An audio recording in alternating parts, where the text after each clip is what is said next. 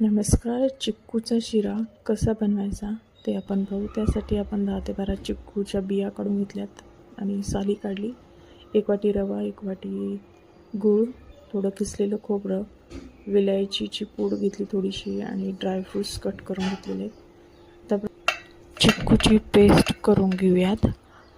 त्यानंतर एका कढईमध्ये 3 ते 4 चम्मच तूप घेऊयात आणि त्याला थोडं गरम झाल्यानंतर त्यामध्ये आपण 1 वाटी घेतलेला रवा भाजून घ्यायचा आहे आपल्याला. त्याच्यामध्ये तर उलटण्याच्या साहाय्याने त्याला खालीवर करत राहायचे, नाहीतर तो खाली लागेल. त्यामुळे अगदी लालसर होईपर्यंत त्याला भाजायचे,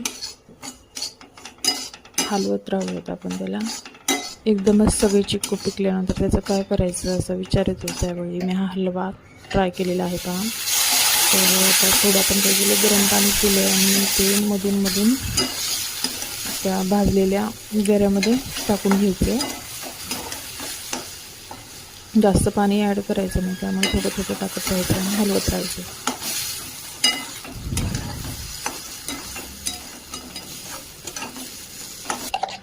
त्यानंतर जी आपण चिक्कूची प्युरी बनवलेली आहे ती त्याच्यामध्ये टाकायची आणि सगळ्यांना असं एकजीव होईपर्यंत मिक्स करायचे.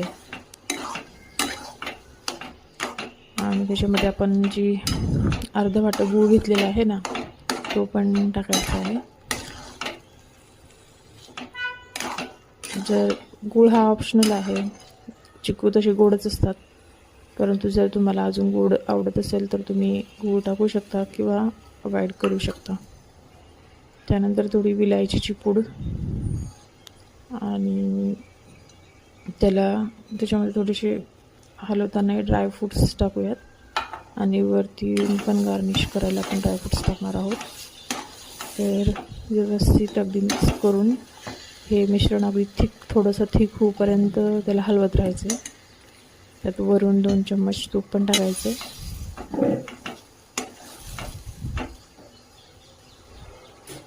आता आपला ऑलमोस्ट हलवा तयार आहे, तर आपण याला सर्व करूयात.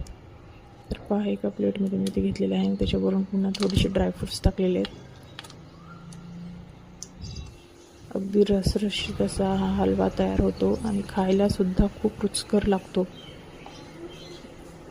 जर तुम्हाला माझी रेसिपी आवडली तर लाईक करा आणि अशीच रेसिपी तुम्ही पण ट्राय करा.